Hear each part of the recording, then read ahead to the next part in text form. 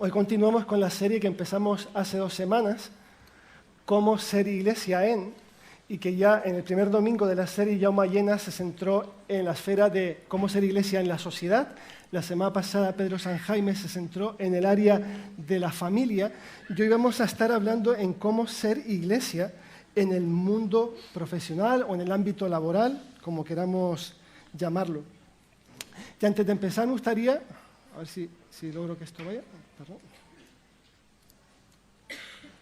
Si la podéis pasar.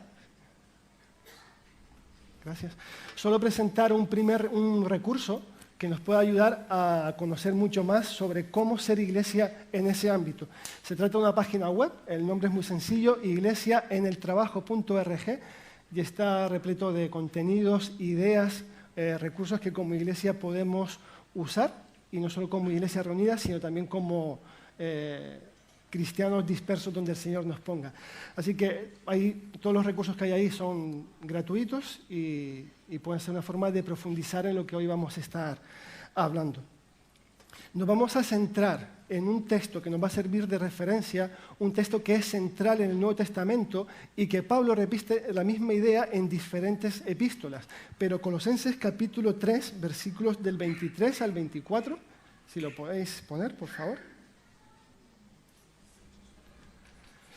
Dice así: y todo lo que hagáis, todo, hacedlo de corazón como para el Señor y no para los hombres, sabiendo que del Señor recibiréis la recompensa de la herencia. Es a Cristo el Señor a quien servís. Y este texto no deja mucho espacio a dudas, las despeja todas, porque empieza con un todo. Todo lo que hacemos a Dios le importa, todo lo que hacemos Dios está interesado en ello. Todo lo que hacemos lo debemos hacer como para el Señor y no para los hombres. Este todo es imposible que deje fuera algo. Este todo incluye también nuestros trabajos, nuestras esferas profesionales. Ya sea que tengamos un trabajo remunerado o que nuestro trabajo ahora será buscar trabajo o que nuestro trabajo principal ahora sea tal vez cuidar a un familiar mayor o que nuestro trabajo ahora principal sea cuidar a un bebé recién nacido o que nuestro trabajo principal sea dedicarnos a estudiar. Dios está interesado en todo ello. Y tener en cuenta este texto, que digo, es central, nos ayuda y nos a salvaguardar de cometer 2 graves errores que muchas veces cometemos de manera inconsciente, pero que limitan la forma en la que vivimos nuestro discipulado. Es decir, somos discípulos de Jesús las 24 horas del día y los 7 días de la semana. Todo lo que hacemos tiene que ver con Jesús, todo tiene que darle la gloria a Él. Pero cuando olvidamos este texto, cometemos 2 errores. El primer error del que nos salvaguarda este texto es pensar que Dios está interesado solo en algunas áreas, que está interesado solo en algunos días de la semana, en algunas horas de cada día y no en todo. Y el segundo error del que nos protege este texto es pensar que somos iglesia únicamente cuando estamos todos juntos, cuando estamos reunidos en comunidad y no cuando estamos solos, cuando estamos dispersos en lugares muy diferentes como pueden ser nuestros lugares de trabajo. En ocasiones podemos llegar a ver la vida como áreas muy estancas, independientes, autónomas, como si lo que hago hoy no tiene nada que ver con lo que hago mañana. Y por ejemplo, puede ser que llegues hoy aquí, llegas a la iglesia y dices, voy a dejar todos mis problemas, voy a dejar todas mis ocupaciones, todas mis responsabilidades, todo lo que tengo en la cabeza sobre mi trabajo lo voy a dejar en la puerta. Pero también nos pasa al contrario. Llega el lunes, llegamos al trabajo y decimos, Jesús, tú te quedas en la puerta porque mi trabajo tiene poco que ver contigo. Vamos dividiendo la vida. Pero la realidad es que como discípulos y como iglesia debemos funcionar como un todo, como una única esfera, como un latido cardíaco que tiene 2 funciones, una función diastólica y una función sistólica, una función que atrae, que reúne, que agrupa, pero una función también que envía, que dispersa, que impulsa. Ambas funciones son necesarias. Ambas funciones se complementan en un mismo ritmo. El corazón, para que vaya bien, tiene que tener un latido más o menos constante, rítmico. Y nuestro ritmo puede ser un día juntos y 6 días separados, un día juntos y 6 días separados. Si una de estas dos funciones en el corazón o nosotros como iglesia, como comunidad, falla, el cuerpo acaba atrofiado. El cuerpo no funciona como debería.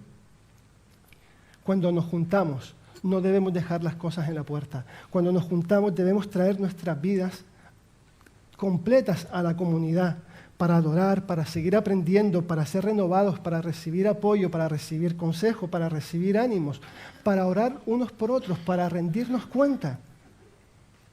Y cuando nos separamos para llevar la gracia de Jesús, lo que hemos aprendido como comunidad, servimos donde estamos y estamos sirviendo al mismo Dios que servimos aquí adentro, al mismo, no hay ninguna diferencia. Hablamos de Él y dejamos que el Espíritu Santo, a través de nosotros, pueda llevar esa labor de renovación y transformación de todas las cosas. Con ambas funciones estamos adorando a Dios. No adoramos a Dios más de una forma que de otra. Ambas funciones están conectadas. De manera que lo que hacemos cuando estamos juntos debe servirnos y prepararnos para cuando estamos separados. De poco sirve si lo que predicamos aquí, si lo que cantamos aquí no conecta con nuestro lunes y con nuestro martes. Y al mismo tiempo nuestras preocupaciones, nuestros anhelos, nuestros sueños, nuestras frustraciones, nuestras alegrías del día a día las tenemos que traer aquí para que la agenda de aquí responda y dé una respuesta convincente a todo eso. Como iglesia, ¿hemos pensado en algún momento en el impacto que puede tener nuestras vidas si el trabajo que hacemos cada día lo hiciésemos con esa actitud de la que hablaba Pablo? ¿Qué pasaría si tuviésemos esa motivación? Gracias, Claro. Con esa motivación y con esa actitud, que todo lo que hagamos, lo hagamos como para el Señor. ¿Intuimos el impacto que podría tener nuestro trabajo cotidiano en la vida de otros si trabajamos de esa manera?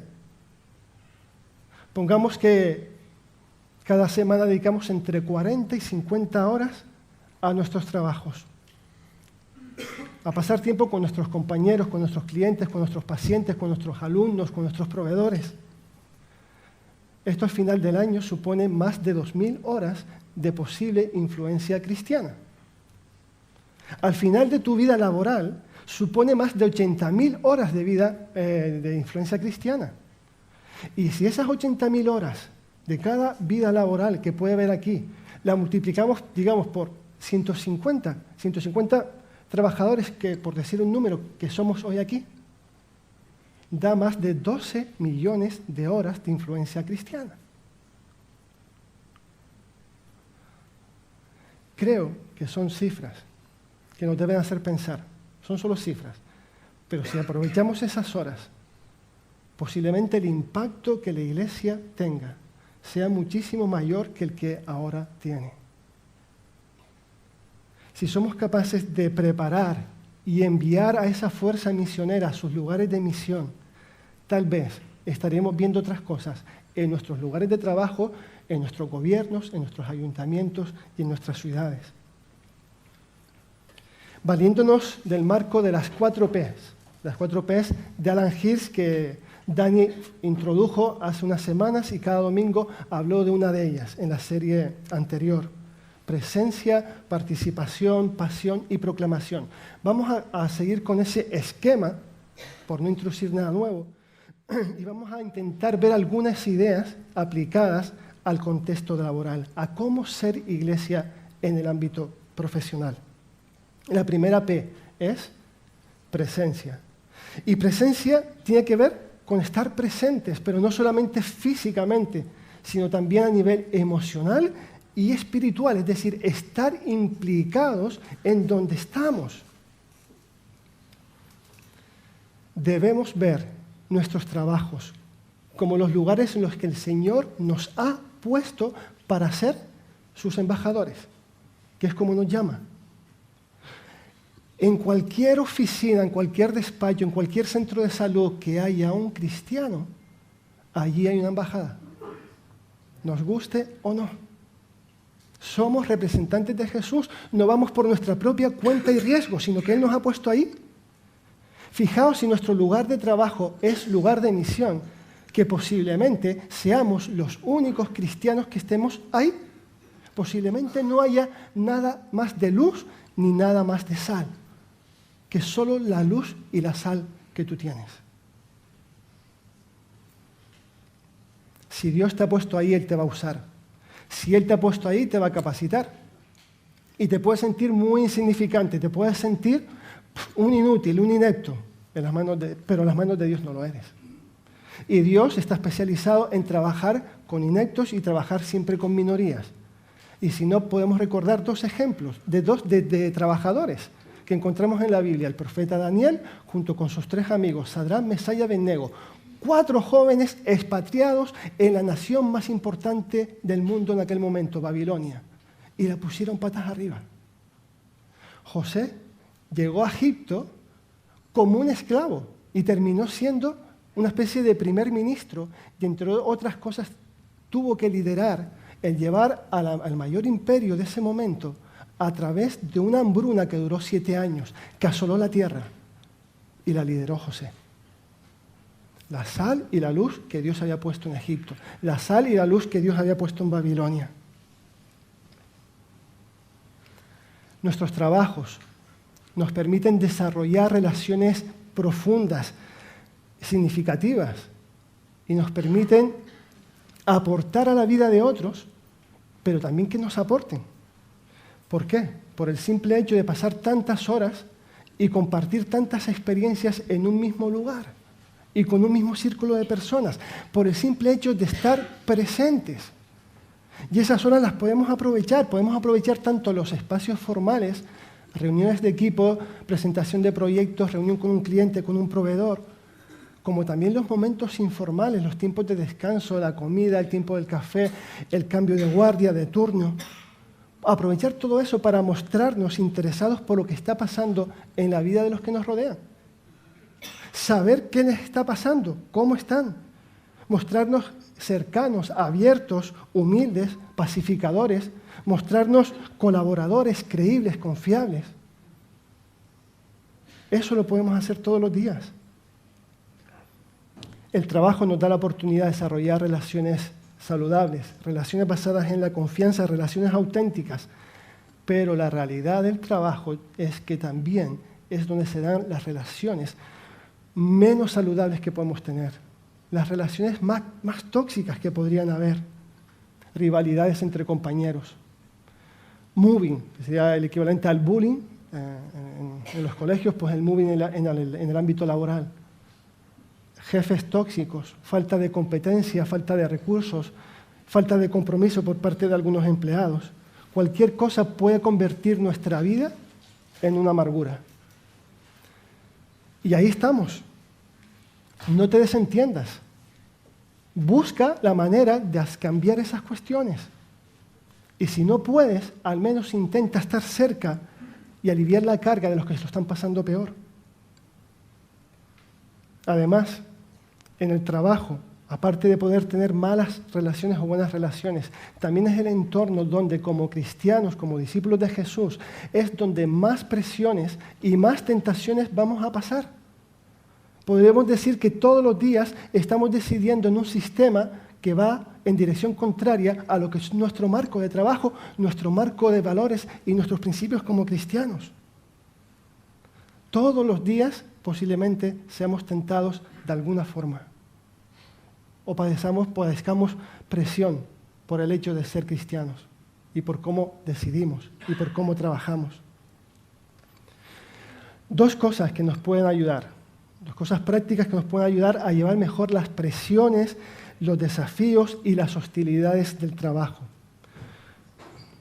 Ambas cuestiones tienen que ver con hábitos. La primera tiene que ver con desarrollar un círculo de confianza, un círculo de apoyo. Un grupo de apoyo. En ocasiones, y existen, grupos profesionales cristianos de un mismo ámbito que se reúnen, que se conocen, que se apoyan porque están pasando las mismas situaciones y unos y otros se pueden retroalimentar, aconsejar. Pero a veces puedes tener solo un grupo de amigos, gente que ora por ti constantemente, un grupo de discipulado, un GPS, como queramos llamarlos. No ir solos, sino tener la oportunidad de recibir consejos, de recibir oración, de conocer experiencias que otros han tenido que nos puedan ayudar, de ver cómo Dios ha actuado en ellas y cómo puede actuar en las nuestras. Qué importante es saber que no estamos solos. El sentido de soledad muchas veces ya nos debilita, pero qué bueno saber que cuando nosotros bajamos al pozo, hay otros que nos están aguantando la cuerda. Nos tranquiliza, nos da paz, nos da esperanza. El saber que estamos acompañados. Unos bajamos al pozo, pero otros sostienen la cuerda. El problema es cuando queremos que algunos bajen al pozo y no hay nadie dispuesto a sostener la cuerda. Por otro lado, un segundo hábito tiene que ver con la rutina o el hábito saludable de conectar con Dios, de sintonizar con Dios, de encontrarte con Él, de ser conscientes de que Él está presente, no verlo como algo abstracto y lejano, sino que Dios está presente en mi día a día. Y todo esto tiene que ver un poco con lo que sería la vida devocional, tener un tiempo regular de lectura bíblica. Muchas veces leemos la Biblia como si no la pudiésemos aplicar al trabajo, cuando la realidad es que la mayor parte de los pasajes se desarrollan en un ámbito laboral. Cuando hablas de José, José no está metido en una burbuja, está en un imperio y esta es la mano derecha de Faraón. Cuando vas a Daniel, Daniel está trabajando como alto funcionario. Cuando te recorres prácticamente todos los textos donde aparece Jesús, tienen que ver con el contexto laboral. Muchas veces sacamos los textos de su contexto y leemos la Biblia en abstracto. No, la Biblia está escrita como un texto misionero, para personas que estamos en misión. Si empezamos a leer la Biblia pensando en cómo aplicar esa realidad que cuenta la Biblia a mi lugar de trabajo, posiblemente tenga otro efecto y otra repercusión en mi día a día. Pero también podemos llevar un diario. Un diario creo que es algo importante en el sentido de poder apuntar situaciones que hemos pasado y cómo Dios ha actuado en ellas. Y que podamos volver ahí cada cierto tiempo para recordar cómo Dios nos sacó de esta situación, cómo Dios obró cuando parecía que la cosa no tenía solución, o recordar textos bíblicos que nos pudieron ser muy útiles. Y una última cosa que podemos hacer es lo que denomino orar con el método de Daniel, el método de oración de Daniel. Sencillo, 3 veces al día. 3 momentos para orar antes de empezar, antes de hacer cualquier otra cosa. Enfocarte en Dios. Ser consciente de que todas tus tareas, todas tus reuniones, todos los conflictos que tienes, ponerlos en las manos de Dios en el día. Saber que Dios está contigo, que no vas a ir solo.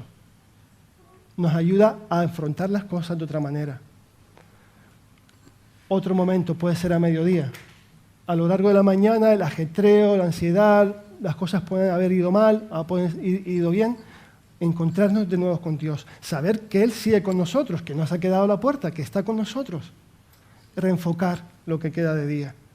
Y al final del día, un momento para recapitular, un momento para agradecer, porque muchas veces nos olvidamos de agradecer por lo que Dios ha hecho en ese día, y también momentos para lamentarnos, porque hay razones para lamentarnos, y también momentos para confesar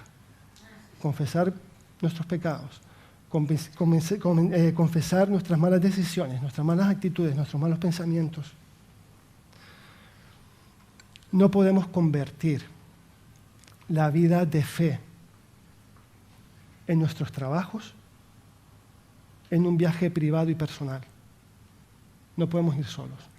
Necesitamos que Dios vaya con nosotros, que Dios esté con nosotros, y necesitamos que otros vengan también con nosotros. Segunda P, después de la presencia, la participación. Lo hemos cantado. Dios creando. Lo primero que encontramos a Dios en la Biblia es Dios trabajando, Dios haciendo todo. Desde el inicio de la creación, Dios nos involucra, nos da un trabajo que hacer. El trabajo aparece antes de la caída. En Génesis capítulo 1 y capítulo 2 nos nombra mayordomos, nos nombra administradores de todo lo que Él ha hecho. El trabajo no es una maldición. El mundo caído aparece en Génesis 3. Dios quiere que participemos de manera activa de todo lo que Él ha creado. No quiere que nos quedemos al margen. Cuando Dios dice, y si lo podéis poner, Génesis capítulo 2, versículo 15, dice que entonces el Señor Dios tomó al hombre y lo puso en un huerto, en el huerto de Edén, para que lo cultivara y para que lo cuidara.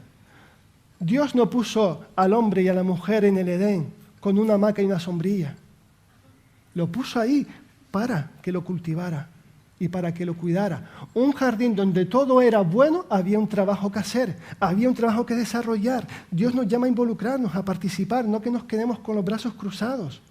Nos dio la responsabilidad de cuidar y cultivar. Es decir, que la creación se desarrolle, que el ser humano crezca, que florezca, que nos multipliquemos. Y con la caída, con la desobediencia de Adán y Eva, no desaparece ese encargo primario de cultivar y crear. Lo que pasa es que cambian las condiciones en las que se van a hacer, porque ahora el mundo ha cambiado radicalmente. Ahora debemos buscar la manera de hacer que el mundo vaya mejor. Debemos buscar formas de aliviar y reducir los efectos negativos del pecado en la creación y en las personas. Debemos buscar formas de crear estructuras de justicia para que el mal no impere a sus anchas, para que tenga límites. Debemos buscar formas de contribuir a la misión de Dios de reformar y rehacer y renovar todas las cosas. Debemos ser creativos a la hora de buscar maneras de ser agentes de cambio y transformación. Tenemos esa capacidad de recrear, porque estamos hechos a la imagen de Dios, de un Dios que crea. Y nuestro trabajo diario puede, ya sea en mayor o menor medida, dar oportunidades para producir transformaciones. En 2008, sí. En 2008, y si lo puedes poner, Juan Marcos, se publicó el libro Dios no es bueno, un alegato contra la religión, escrito por el ateo Christopher Hitchens. Figuró en la lista de bestsellers o superventas del New York Times durante tiempo. Y él denunciaba básicamente, la tesis del libro es que el cristianismo lo denunciaba como violento, odioso y contrario al florecimiento humano. De eso va el libro. Muchos hoy comparten la perspectiva y la tesis de Hitchens y consideran que los cristianos no debemos ser bienvenidos a ninguna esfera pública de la sociedad, que no somos buenas compañías, ya que se nos puede considerar machistas, se nos considera retrógrados, se nos considera que restringimos las libertades personales, entre otras muchísimas cosas. Pero la pregunta que surge ante un título así es, vale, ¿y cómo sería el mundo sin el cristianismo? Pues sin duda el mundo sería un mundo más cruel, más injusto, menos libre, menos educado, más pobre y con menos esperanza. Porque todo eso está constatado que el cristianismo ya lo ha producido en el mundo. El impacto del cristianismo es innegable, al punto que Europa y Occidente somos lo que somos gracias a la fe cristiana y al impacto de los cristianos en muchas esferas del ámbito laboral y profesional y político. Hoy en día Europa se está debatiendo en cómo renunciar a todas, a nivel de identidad, a cortar con todas sus raíces cristianas, a ocultarlas. Pero Europa y Occidente está fundado y creado bajo la cosmovisión cristiana y bajo la influencia cristiana. Y de ahí los numerosos estudios y libros publicados en los últimos años que así lo constatan y que refutan la tesis de Hitchens. Por ejemplo, voy a mencionar 4 títulos, por si os puedan interesar. El primero es Civilización, Occidente y Arresto. Si lo podéis poner, por favor. De Niall Ferguson. El segundo es Dominio, cómo el cristianismo dio forma a Occidente, de Tom Holland. Una curiosidad, estos dos libros están escritos por autores que no son cristianos. No es que diga, tenemos interés en dejar el cristianismo de forma clara y positiva. No, son no cristianos. Y hay dos libros más que comento, no sé si se pueden proyectar, que son los siguientes. En este caso sí que están escritos por cristianos. El primero es de Vishal Mangalwadi, un indio, es decir, un oriental, no es occidental. Es decir, alguien que ha visto el cristianismo también desde fuera. Él escribió el libro que dio forma al mundo, cómo la Biblia creó el alma de la civilización occidental. Y el último sería un libro recién publicado de un australiano, Glenn Scrivener, que dice, lo titula así, El aire que respiramos. Cómo llegamos todos a creer en la libertad, la misericordia, el progreso y la igualdad. Cuando estés en tu trabajo, piensa que tienes el deber no solamente de hacer bien tu trabajo, sino piensa también en hacer lo que esté en tu mano para el bien de otros, para bendecir a otros. Y tal vez te preguntes, ¿y yo cómo puedo buscar el bien en otros en mi trabajo? Tal vez tu trabajo dices, es que es muy insignificante, muy rutinario, muy monótono, muy tedioso. Pero por muy tedioso que sea tu trabajo, por muy insignificante, o si estás en una posición más privilegiada, nuestro trabajo puede bendecir a otros. ¿Nos ha apagado? ¿No? ¿Seguimos? ¿Eso se ha acabado el tiempo ya? Nuestro trabajo puede bendecir a otros a través de 5 elementos. 5 elementos que los vemos en el trabajo que Dios hace. Creando orden, generando provisión, trayendo alegría, produciendo belleza y restauración. De estos 5 elementos, los 4 primeros están en el proceso creativo de Dios antes de la caída y el quinto tiene que ver con lo que Dios hace cuando el mundo le da la espalda. Los repito, nuestro trabajo puede bendecir a otros a través del crear orden, generar provisión, traer alegría, producir belleza y restauración. Por ejemplo, un psicólogo puede ayudar a poner orden en muchos patrones de vida de una persona, como incluso de toda su familia. Un empresario, a través de la creación de puestos de trabajo, de la generación de riqueza y distribución de la riqueza, puede generar provisión económica para muchas familias.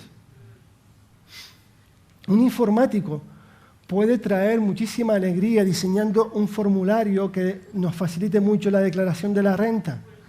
¿Para que sí, verdad? Y nos trae una alegría que ¿para qué? Un fotógrafo, captando simplemente imágenes, momentos cotidianos de gente ordinaria, gente normal, puede realzar la belleza de esos momentos y crear memorias y recuerdos. Y un carpintero puede restaurar todos los muebles de tu comedor, que tu mujer está loca porque cambies, pero tú no quieres cambiar. Y le damos una segunda vida a esos muebles y nos ahorramos un dinero. No ríais, no lo digo por... No me vaya a costar un problema. Llévate este ejercicio a casa. Piensa en tu trabajo, cómo a través de tu trabajo puedes crear orden, generar provisión para otros, traer alegría, producir belleza y producir restauración. La tercera P, pasión. Con pasión aquí no nos referimos a haber encontrado el trabajo ideal. Los trabajos se parecen muy poco a los musicales. Los musicales donde todo el mundo parece que se levanta y se pone el albornoz y el zumo de naranja y todo el mundo contento, ¿no? Así no suele ser el mundo del trabajo. No existen las condiciones ideales, no existe el ambiente ideal ni el salario ideal. Eso no existe en este mundo caído. O muy pocas veces existe. Con pasión nos vamos a estar refiriendo más bien a involucrarnos en la misión que Dios está haciendo, en querer ver la obra de Dios y el reino de Dios que se glorifica en este mundo. Y cuando hablamos en este mundo, no nos referimos únicamente al mundo abstracto, sino incluso en nuestros propios trabajos.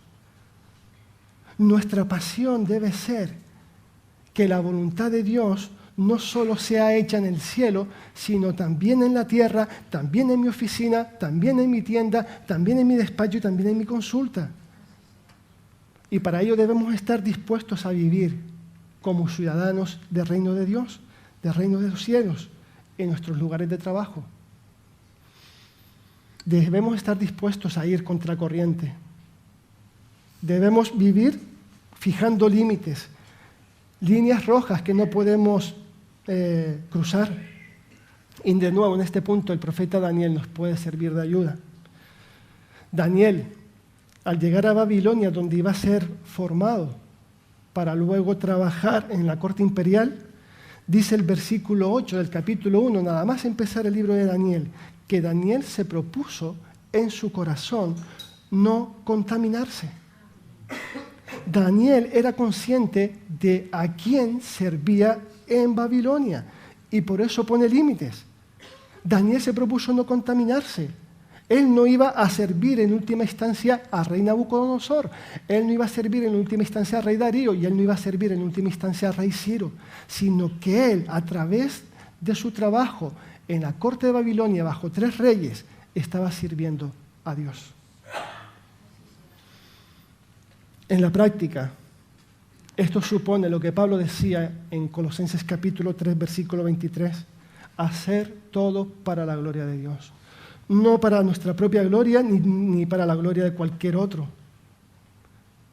Hacer esto supone buscar lo bueno, lo bello y lo verdadero en nuestros entornos laborales. Supone estar dispuestos a ir una milla extra por amor, quedarte media hora más por amor a otros. Ayudar a otros supone mostrar gracia y amor, supone buscar formas de hacer cambios que busquen el bien común y no el bien personal. Supone combatir las mentiras, cortar los chismes y los rumores, cortar toda su cultura y trabajar por la justicia. Y sin duda, esto nos puede acarrear problemas, esto nos puede complicar la vida, nos puede presentar situaciones indeseadas. A Daniel las tuvo que enfrentar. Terminó en un foso lleno de leones y sus amigos terminaron en un horno de fuego. Pero la verdad es que nadie ha dicho que seguir a Cristo y que ser discípulo de Jesús sea fácil. No es fácil, pero merece la pena. Es lo que tenemos que estar convencidos. La vida es dura, pero Dios es bueno.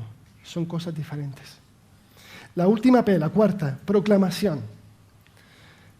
Desarrollando la presencia, la participación y la pasión, estaremos dando la oportunidad a que los que nos rodean en nuestro trabajo, que puedan ver en qué consiste eso de ser cristiano. ¿Por qué? Porque estarán viendo cómo actúas, estarán viendo cómo te relacionas, estarán viendo cómo los tratas, estarás viendo cómo los haces sentir, cómo decides cuando las cosas vienen mal dadas, cómo decides bajo presión, qué haces con las tentaciones, cómo las afrontas. Estarán viendo cada día realmente qué supone qué supone para ti eso de seguir a Cristo. ¿Qué supone para ti eso que dices que Jesús es el Señor de tu vida? Lo estarán viendo cada día. Debemos tener claro que muchos de nuestros compañeros de trabajo nunca van a venir a la iglesia. Tenemos que tener claro que muchos de nuestros amigos y compañeros de trabajo nunca van a leer una Biblia. Y posiblemente la única Biblia que lean sea nuestras vidas. Ojalá que sea una de las Biblias que lean, que podamos ir más allá. Al verte estaremos dándole oportunidades para que surjan preguntas y para que te pregunten. Y aquí llegamos a un punto que es clave. Está muy bien estar presentes, está muy bien participar, está muy bien querer llevar el reino de Dios a ese lugar, pero llega un momento en el que tenemos que darles la oportunidad de que oigan, así como nosotros tuvimos la oportunidad a través de otros para oír. Que oigan que Jesús es quien realmente puede cambiar sus vidas, es Jesús realmente el que puede completar todos sus sueños, es el que puede hacer que todas sus frustraciones queden en un segundo plano. Pero toca hablar. Y aquí es posiblemente el punto más difícil, y Dani lo desarrolló cuando hablaba de proclamación. Nos tiemblan las rodillas, parece que el ambiente se congela, pero hay algunas cosas que nos pueden ayudar a superar ese temor, a compartir. 6 cosas de forma muy breve, solo una línea para cada una de ellas. A la hora de compartir, a la hora de hablar de Jesús, lo primero es que ser conscientes de que no vamos solos, sino que Dios está con nosotros. Que Dios, de hecho, es el que está interesado en que las personas le conozcan. Que Dios está presente, que Dios está ahí, que normalmente no, cuando nosotros llegamos a un sitio, Él ya está ahí. Que no somos nosotros, es Él. Lo segundo es que vivamos la evangelización no como algo puntual, sino como un estilo de vida, no algo como que tenemos que hacer, imponernos, sino, bueno, al igual que somos otras cosas y hablamos de otras cosas, hablamos de Jesús. Lo tercero es que oremos por alguien en concreto, con cara y con ojos, con nombre y apellidos, que oremos por él. Lo cuarto es que nos preocupemos de esa persona, que veamos cómo podemos ocuparnos por ella de manera intencional, de manera genuina. Pedir a Dios que nos muestre cómo podemos ser de ayuda, que podamos ver por qué situaciones está pasando, qué podemos aconsejarles, qué podemos ayudarles. Tal vez incluso que puedan estar en contacto con algunos de nuestros amigos cristianos. El quinto punto tiene que ver con compartir ya, con hablar. Y a la hora de hablar hay muchos momentos. Y si algo nos da el lugar de trabajo es muchas oportunidades. No es alguien que tiene que ser ahora o nunca, sino hay muchas conversaciones. Hay conversaciones cotidianas. Se habla de fútbol, se habla de series, se habla de familia, se habla de política, se habla del ambiente del trabajo, de lo que hizo este y lo que hizo lo otro. Intenta en esas conversaciones cotidianas introducir tus valores como cristiano, tu perspectiva bíblica del asunto. Otros están dando sus puntos de vista, da el tuyo en todas esas situaciones. Y ahí hay algo que tenemos que hacer, que es estar, el estar presentes. Y el estar presente significa muchas veces aguantar conversaciones que no te gustan del todo, aguantar un idioma que no es el que tú usarías, un lenguaje el que no usarías. Pero ¿qué es lo que hace un misionero transcultural? ¿Qué es lo que hace alguien que decide irse a África a servir? Pues lo que hace es conocer las culturas, conocer las costumbres y conocer el idioma y estar dispuesto a estar ahí. Es lo que hizo Jesús al venir a este mundo. ¿A Jesús le gustó todo lo que veía aquí? Estuvo aquí por amor. Lo segundo es contar nuestras propias historias. Compartir nuestras experiencias sobre cómo afrontamos ciertas situaciones. Preguntar a otros cómo afrontan esas situaciones ante sus problemas. Preguntar, ¿y dónde está tu esperanza? Es decir, o en qué te apoyas tú para afrontar este mal momento, en qué confías, y compartir tu historia. La gente que te conoce, porque ha estado presente, porque has participado, puede estar de acuerdo o no contigo, pero están ahí, te conocen, te van a escuchar. Comparte tu testimonio de manera natural, sin inventarte y sin adornar nada, como eres. Y lo tercero es buscar una forma de explicar el Evangelio. Explicar por qué has decidido seguir a Jesús y por qué otros pueden seguirle. Explicarlo en menos de 5 minutos, sin usar ningún término cristiano. Esto tienes que prepararlo. Posiblemente no surja de manera espontánea, pero que la gente te entienda, que tengan la oportunidad de saber por qué decidiste seguir a Cristo y por qué ellos pueden seguirlo. Y lo último es ofrecer siempre, dejar las puertas abiertas. Lo que decía, no se va a tratar de un día, no se va a tratar de una conversación, pero sí piensa en ser intencional en cómo continuar la conversación de hoy. Hay 2 cosas que el Señor usa de manera poderosa en la conversión de otras personas. La primera es la lectura de la palabra, la lectura de la Biblia. Y muchos de los que estamos aquí posiblemente nos hemos conocido a Dios y hemos aceptado seguir a Jesús solo leyendo la Biblia. Y Uriol, que estuvo hace unas semanas, él hablaba de esa experiencia. Busquemos la forma de acercar la Biblia a nuestros compañeros. Invítales a leer la Biblia contigo.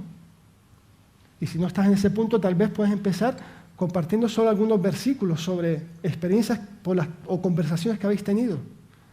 Los versículos de Salmos, de Proverbios, son muy útiles. Historias de la Biblia que tienen que ver con situaciones similares, tal vez les pueden ser útiles y ver cómo conectan con su realidad. Pero otra cosa que Dios usa mucho es al pueblo de Dios, la palabra de Dios y el pueblo de Dios. A otros cristianos, aunque tú estés solo ahí, no estás solo. Ponlo en contacto con otros. Tal vez conoces sus aficiones, pues ponlo en contacto con un amigo, con un hermano tuyo, cristiano, que tenga las mismas aficiones, con alguien que esté pasando por lo mismo, que alguien que tenga las mismas experiencias. Buscar puntos en común. Sin duda, el lugar de trabajo, a poco que abramos los ojos y estemos dispuestos, nos va a dar oportunidades no solo de estar presente, no solo de participar, no solo de llevar el reino de Dios a través de nuestras acciones, sino que posiblemente a través de conversaciones cotidianas surgirán muchísimas oportunidades para que otros puedan, al menos, escuchar de Jesús. Que lo sigan ya no es nuestra responsabilidad ni nuestra tarea, pero sí acercarles y que lo escuchen. Oramos un segundo, si os parece. Pues Padre, darte gracias sobre todo y ante todo por salvarnos. Porque si estamos aquí es porque tú así lo has hecho. Gracias porque podemos llamarte Padre por lo que Jesús hizo por cada uno de los que estamos aquí. Y gracias también por todas aquellas personas que compartieron las buenas noticias con nosotros, que estuvieron dispuestas a dedicarnos tiempo, pacientemente y vez tras vez. Y Padre, también te pedimos que las personas de nuestros trabajos puedan acercarse a ti, que puedan conocer a tu Hijo, que tu mano poderosa haga grandes cosas en esos lugares donde estamos cada día. Y danos sabiduría y valor, tanto de palabras como de acciones, para mostrarte, para darte a conocer y para compartir la vida que hay en ti, Señor. La buena vida y una vida plena.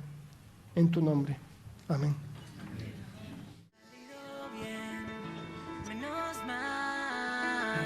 Que siempre me salvas, la verdad.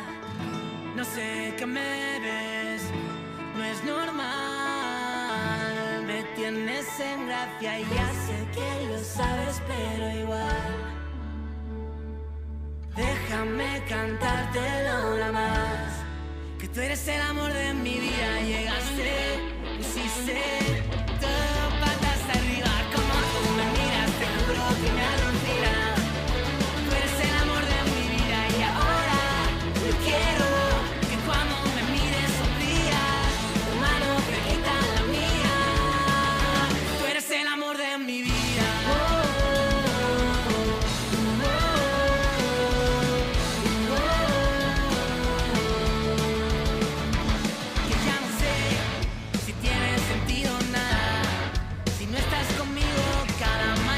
Cuando me despierto lo sé que me haces falta otra vez.